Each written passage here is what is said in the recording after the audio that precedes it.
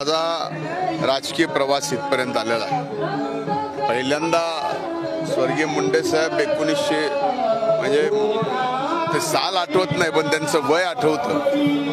46 वर्षाचे होते त्यावेळेसपासून स्वर्गीय मुंडे साहेबांचा मी वाढदिवस साजरा करायचो आणि आज बघता बघता ते आपल्यातून गेल्यानंतर आज जयंती साजरी करावी लागते। भावना मिश्रित आहेत पण नक्की एकच आहे की आज जरी साहेब नसले तरी जयंतीच्या दिवशी एक आगळं वेगळं त्यांच्या या ऊर्जा स्रोतातून या गोपीनाथ गडावून एक वेगळी ऊर्जा आणि प्रेरणा घेऊन मी ताई आणि असंख्य आमचे सहकारी इथं येऊन समाधीस्थळी नतमस्तक होऊन एक संघर्षाची लोकसेवेची ऊर्जा पाठी घेऊन आणि त्यांनी जसं आजपर्यंत गोरगरिबांच्यासाठी आपसबंद आयुष्य त्यांच्या संघर्षासाठी वेचलं तसं आपणही या ठिकाणी करण्यासंबंधी नतमस्तक होऊन आशीर्वाद घ्यायचे। आज तसं पाहिलं तर भावना संमिश्र आहेत। खरं तर आज ताई आमदार झालेल्या मी आमदार झालेलं पुन्हा महायुतीचं सरकार या राज्यात आलेलं बघायला साहेब नक्कीच असायला पाहिजे होते। खरं तर साहेबांचे आशीर्वाद घेतले। मंत्रिमंडळाचा विस्तार आहे 14 तारखेला हॅट्रिक करणाऱ्या तुम्ही नावाची चर्चा आहे, काय अपेक्षा नाही? हे बघा, हे सर्व पक्ष नेतृत्वाच्या हातात आहे। मंत्रिपदाची जबाबदारी देणं न देणं, आपण किती योग्यतेत आहोत असणं नसणं याचं सर्व मूल्यमापन हे पक्ष आणि पक्ष नेतृत्व ज्या त्या पक्षाचा करतं आणि त्या मूल्यमापनातून आणि त्या सगळ्या ह्याच्यात आपण ॲसेट आहोत का लायबिलिटीज आहोत ह्या सगळ्या गोष्टीचा विचार पक्ष करेल, पक्ष नेतृत्व करेल आणि त्यावेळेस ती जी जबाबदारी देईल त्या जबाबदारीतून आपण सामान्य माणसाची सेवा करू। संतोष देशमुख यांचा खून झाला आहे बीड जिल्ह्यात आणि त्या प्रकरणावर राजकीय आरोप प्रत्यारोप देखील होत आहेत, काय सांगणार? मुळामध्ये मला अतिशय दुःख आहे, अतिशय भयंकर वेदना आहेत की स्वर्गीय संतोष देशमुख आज आपल्यात नाही आहे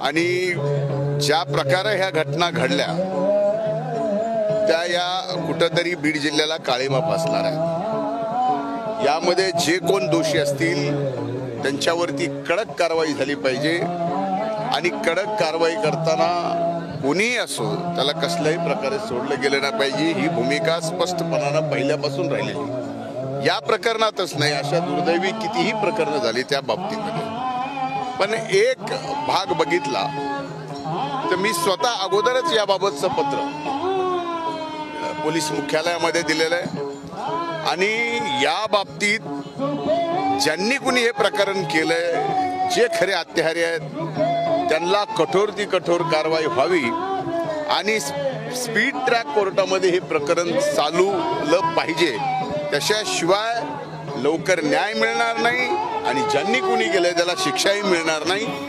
या भावनेतून मला या ठिकाणी एकच सांगायचं आहे या मायबाप बीड जिल्ह्यातल्या जनतेला, सर्व जाती धर्मातल्या, की हे प्रकरण जे झालंय हे कुठल्याही राजकारणामुळे झालेलं नाही। हे प्रकरण कामाच्या व्यवहारातून झालेलं प्रकरण आहे।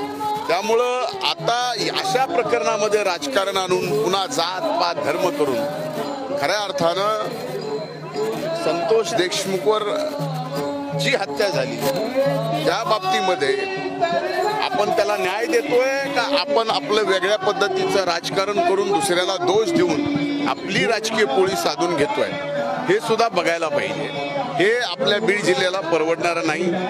म्हणून माझी एकच भूमिका आहे आणि ती सुस्पष्ट आहे की काहीही झालं तरी जे संतोष देशमुखचे हत्यारे आहेत त्यांना कठोर ती कठोर शिक्षा झाली पाहिजे, फाशी झाली पाहिजे, एवढी स्पष्टपणाची भूमिका मी या ठिकाणी घेतलेली आणि हे प्रकरण स्पीड कोर्टामध्ये जलदगती कोर्टामध्ये सुद्धा चालवून निकाल लवकर लागला पाहिजे।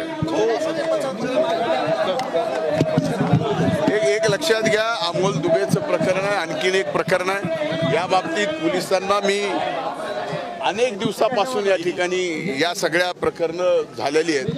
त्यात अमोल डुबेचं असेल, आणखीन एक असेल, संतोष देशमुखांचं असेल, त्याच्या अगोदरचं असेल.